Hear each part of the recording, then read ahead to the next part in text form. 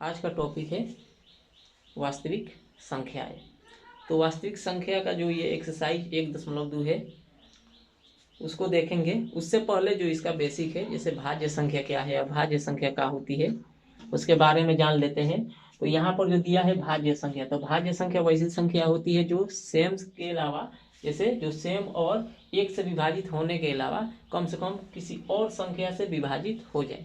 तो यहाँ पर जो 4 है वह एक, और देखो यहाँ पे जो स्वयं और एक से विभाजित होने के अलावा, यानी स्वयं से भी ये 4 से भी इसमें भाग लग सकता है और एक से भी भाग लग सकता है। उसके अलावा कह रहा है कम से कम किसी एक अन्य संख्या से विभाजित होना चाहिए। तो ये कोई एक अन्य संख्या कम से कम ये 2 से क्या होगी, विभाजित हो जाएगी। उसी तरह ये 6 है जो 1 से 6 से 3 से विभाजित हो सकता है। तो नॉर्मली हम लोग देखेंगे जो भाज्य संख्या होती है, जैसे 6, 4, 6, 8, 9, 10, 12, 14, 15, इसी तरह भाज्य संख्या होती है। उसके बाद है अभाज्य संख्या।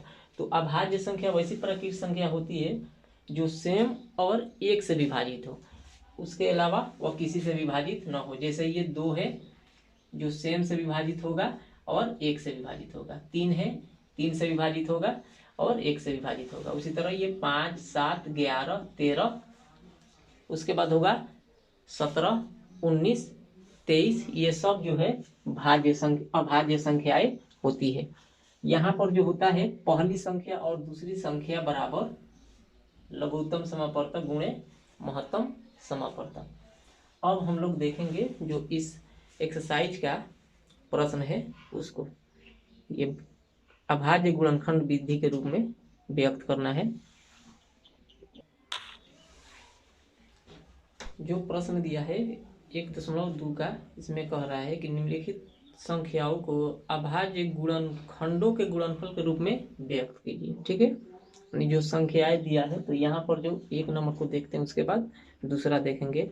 इस संख्याओं को क्या करेंगे कि गुणनफल के रूप में, यानी अभाज्य गुणनखंडों के गुणनफल के रूप में व्यक्त करेंगे। यहाँ पर जो 140 है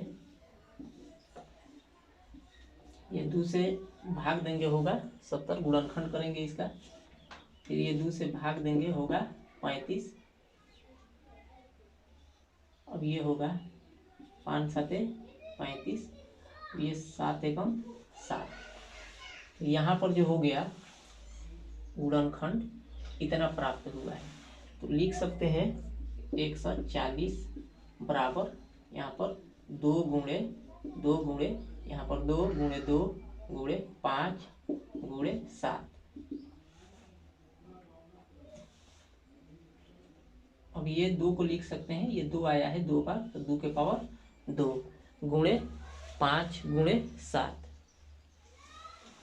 यहाँ पर 2 बार है तो 2 के पावर 2 और गुणे 5 गुणे 7।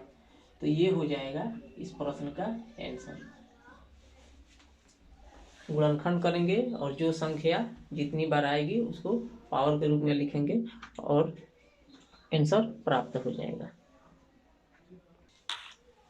इसका जो दूसरा प्रश्न है सेम उसी तरह उसको हल करेंगे। तो यहाँ पर ये 2 से इसको विभाजित कर सकते हैं, गुणनखंड करेंगे तो ये होगा 2 7 14, और यहाँ पर होगा 1 हासिल, तो ये होगा 16, 2 8 16। फिर 2 से, तो ये होगा 2 3 6, यहाँ पर आएगा तो होगा हासिल 18, ये 2 9 18। अब इसको 3 से काट सकते हैं, 3 एकम 3, 3 3 का 9। अब यहाँ पर 13 से 13 एकम 13 लिख सकते हैं 156 का अभाज्य गुणनखंड के रूप में। तो यहाँ पर लिखेंगे 2 गुणे 2, यहाँ पर 2 गुणे 2। ठीक है, उसके बाद 3 गुणे 13, फिर यहाँ पर 3 गुणे 13, बस। फिर उसी तरह लिखेंगे ये 2 कितने बार, 2 बार है 2 गुणे 3 गुणे 13। तो यहाँ पर देखेंगे इतना होगा 2 के पावर 3, 2 के पावर 2 गुणे 3 गुणे 13 जो होगा इसका आंसर होगा।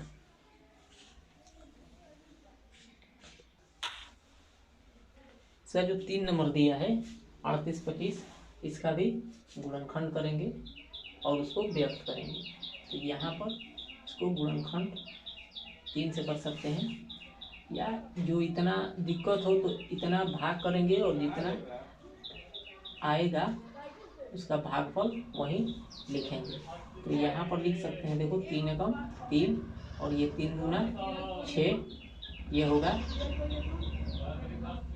यहाँ पर 3 एकम 3, 3 दूना 6 और ये होगा 22, तो 3 7 21 और ये एक आएगा यहाँ पे तो होगा 15, 3 5 15। ये इसको ऐसे भाग करेंगे 3 से, 3 एकम 3, 1 8, ये कटेगा 3 दूना 6 2 और यहाँ पर 3 7 21 1 5 3 5 15, ये आ गया 1275। तो यहाँ पर लिख दिए हैं 1275। इस तरह भी बना सकते हैं। यहाँ से फिर 3 से कटेगा तो ये 3 चौका 12, 3 दूना 6, ये हासिल आएगा यहाँ पे होगा 15, 3 5 15। अब इसको 5 से काटेंगे तो ये 5 8 40, यहाँ पर 2 है तो होगा 25, तो होगा 50 25।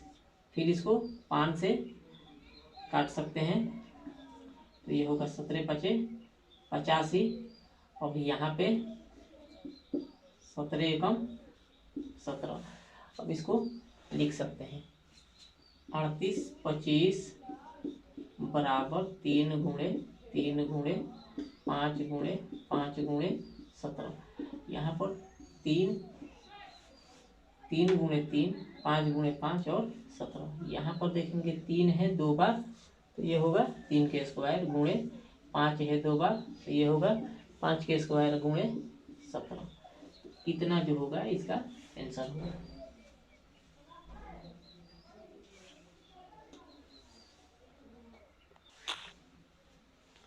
इसका जो नेक्स्ट प्रश्न है यहाँ पर दिया है, इसका गुणनखंड करेंगे तो ये 5 से दिख रहा है, 5 से विभाजित होगा, 5 एकम 5 0 0 और 5 एकम 5। अब इसको 7 से भाग करेंगे तो होगा 143। अब ये 11 से भाग करेंगे यहाँ पे तो देखो 11 एकम 11, 12 13 14, हारसिन 3 3 जाएगा 33 होगा, तो 11 3 33। अब ये होगा 13 एकम 13। तो अब इसको लिख सकते हैं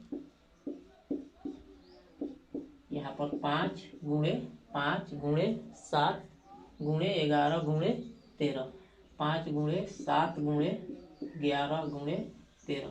तो इतना जो होगा इसका आंसर होगा। इसका जो 5 नंबर और अंतिम प्रश्न है 74 29, इसको भाग करेंगे 17 से तो ये होगा 437 बार में विभाजित। फिर 19 से भाग करेंगे तो ये 23 बार में विभाजित होगा और 23 से भाग करेंगे तो 1 बार में विभाजित होगा। तो जो इसका गुणनखंड है ये आ गया 17 19 23। तो इसको लिख सकते हैं 74 29 बराबर 17 गुणे 19 गुणे 23। ये हो जाएगा इस प्रश्न का आंसर।